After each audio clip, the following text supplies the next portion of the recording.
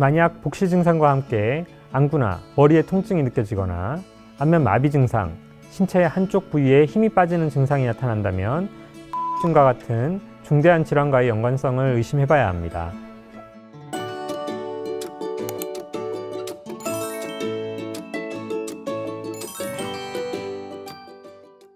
안녕하세요. 김한과병원 사시소아안과센터 전문의 김대희입니다. 오늘은 사물이 여러 개로 보이는 현상, 복시에 대해 설명해 드리려고 합니다. 복시는 흔히 한 개의 물체가 두 개로 보이거나 그림자가 생겨 이중으로 보이는 현상을 뜻하는데요. 복시는 크게 한눈으로 볼 때 사물이 두 개로 보이는 단안복시와 두 눈을 뜨고 있을 때만 증상이 나타나는 양안복시로 나눌 수 있습니다. 앞에서 복시는 단안복시와 양안복시로 나뉜다고 말씀드렸는데요. 복시의 원인 또한 어떤 복시냐에 따라 다르게 나타납니다. 단안복시는 각막이 손상되거나 수정체가 탈구되는 경우 혹은 원추각막이나 익상편 같은 질환이 원인이 되어 나타나는 경우가 많습니다. 특히 노인분들에게 단안복시 증상이 나타났을 경우에는 백내장이 원인이 되는 경우가 많습니다. 한편 양안복시는 안구 운동을 제어하는 바깥쪽 눈 근육인 외안근에 염증이 생기거나 마비가 생기거나 손상이 됐을 경우에 발생되게 됩니다. 즉 한쪽의 안근에 이상이 생기면 두 눈의 초점이 달라지는 양안복시가 나타나게 되는 거죠. 간혹 라식이나 라섹 수술을 받고 단안복시 증상을 호소하시는 분들도 계신데요. 난시와 같은 굴절 이상이 남아있거나 부정난시 증상이 있는 경우 혹은 안구 건조증이 생긴 경우는 빗번진 현상으로 인해 단안복시 증상이 발생할 수 있습니다. 복시의 증상은 흔히 알고 계신 대로 하나의 사물이 두 개로 겹쳐 보이거나 여러 개로 겹쳐 보이는 증상이 대표적인데요.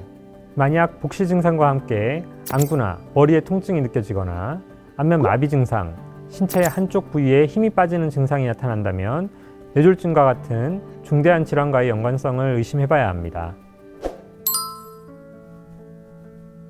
복시는 말씀드린 발생 원인에 따라 그 치료법도 다르게 진행됩니다. 근육에 이상이 생겨 발생한 복시나 백내장, 익상편과 같은 질병에 의한 복시는 수술을 통해 교정하는 방법이 일반적입니다. 일시적으로 근력 약화와 피로를 불러일으키는 중증 근무력증이 원인인 경우는 원인 질환을 치료하면 호전되기도 합니다.